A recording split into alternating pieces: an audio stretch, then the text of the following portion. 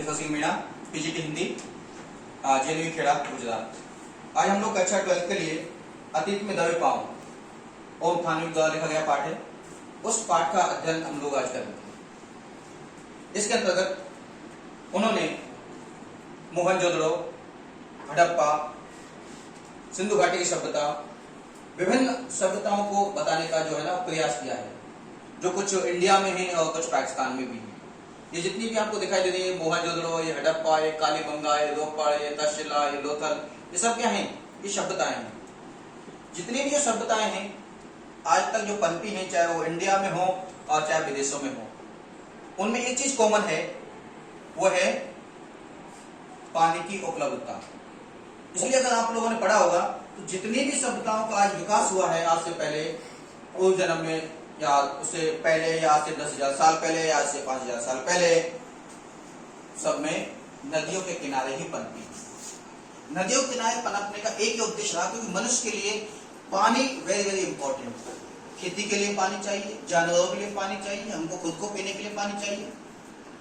विभिन्न तरह की चीजें है ना, उनको जाने के लिए पानी की अति आवश्यकता होती है। जब उस सिंधु घाटी सभ्यता या मोहनजोदड़ो की सभ्यता में खुदाई हुई तो आप देखेंगे ये जितने भी ये जो दिखाई दे रहे हैं आपको, ये सब खुदाई मिले हुए हैं। ये जो आपको दिख रहा है ना, आपको ये कुआं है, लेकिन जब खुदाई हुआ तो इधर एक स्तंभ जैसा दिख रहा है आपको, ठीक है। ये सड़क है, गली है ना, ये बौद्ध स्तूप जैसे हैं।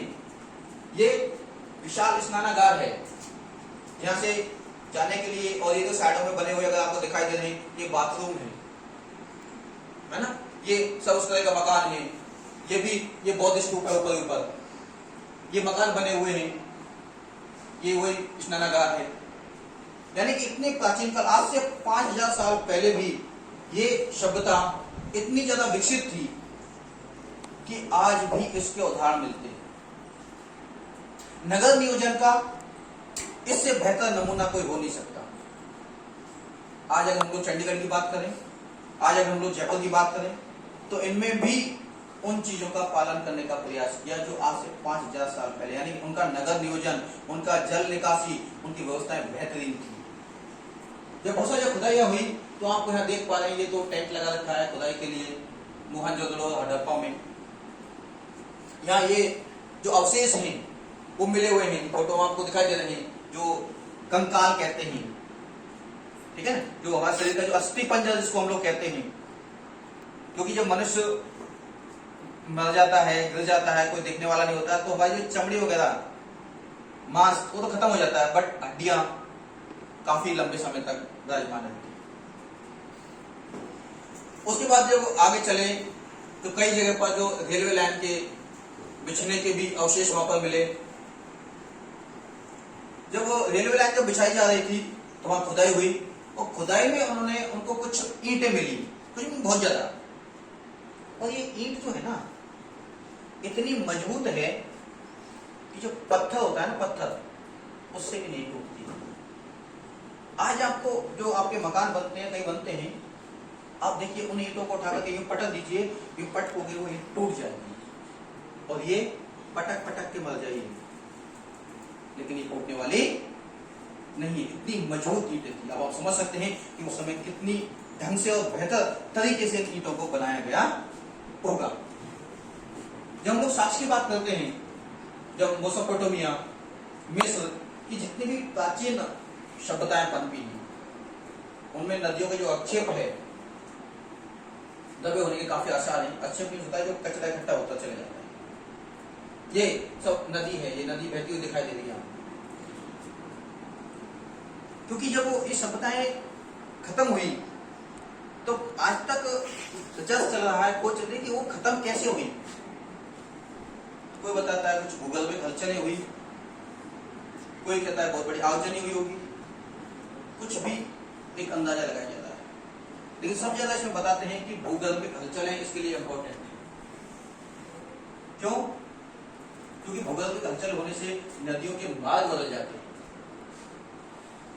जहाँ आज आप लोग हिमालय देख रहे हैं, जो विशाल हिमालय है, विश्व की सबसे ऊंची चोटी यहाँ पर विराजमान है, किसी समय पर वहां पर तैथिस सागर था।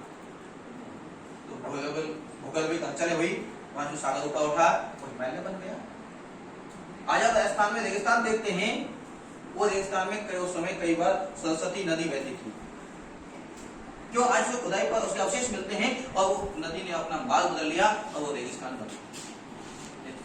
तो इसलिए ये मानते हैं कि कुछ भूगर्भ चले हुई, जिसकी वजह से शायद ये हुआ।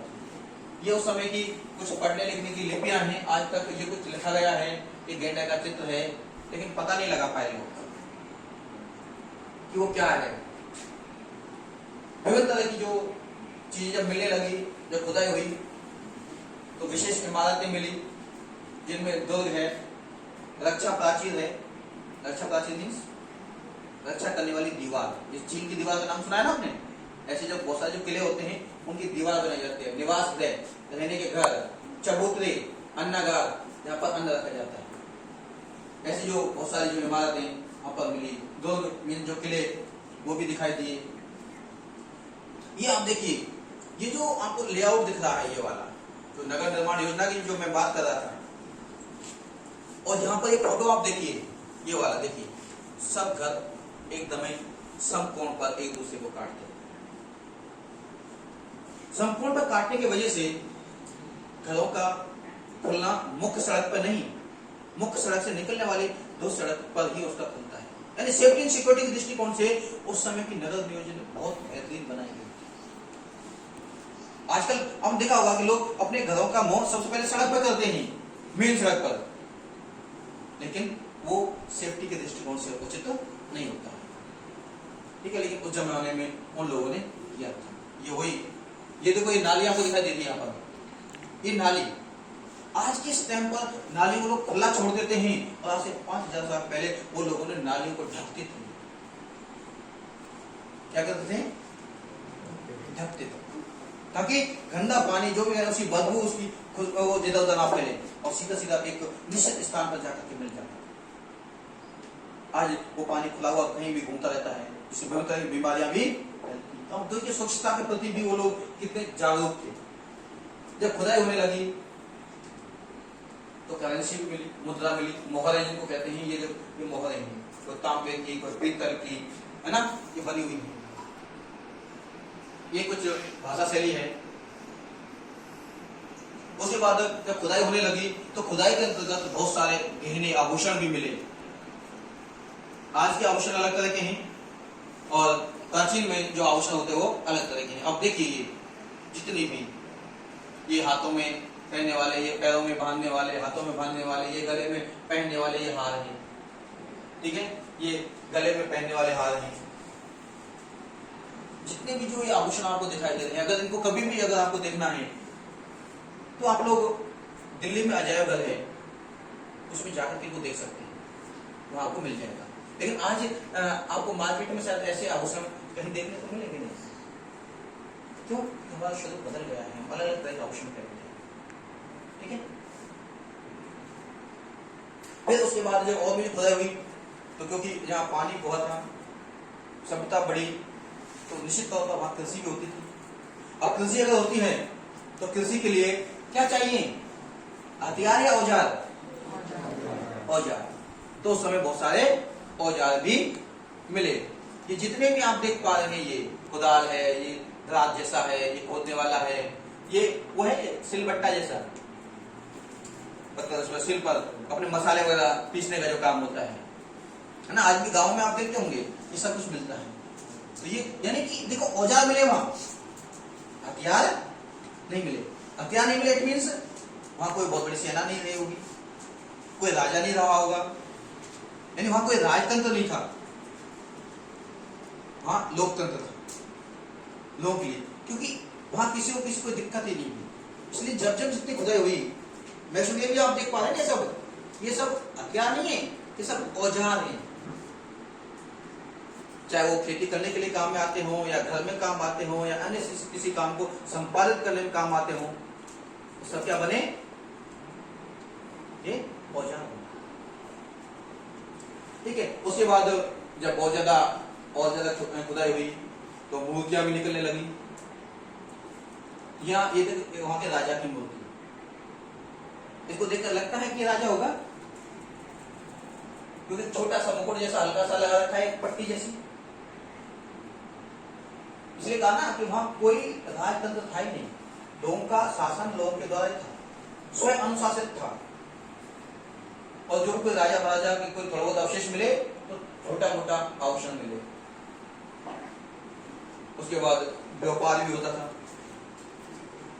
क्योंकि यहाँ से अफगानिस्तान, ईरान से व्यापार का जो रास्ता तय होता, विभिन्न तरह के जो काम को काज को यूज में आने के लिए विभिन्न तरह की ये जो गाड़ी है दिखाई दे रही है आपको, इस तरह की गाड़ियां, बैलगाड़ियां, सामान को लाने ले जाने ढोने में उनका उपयोग होता था।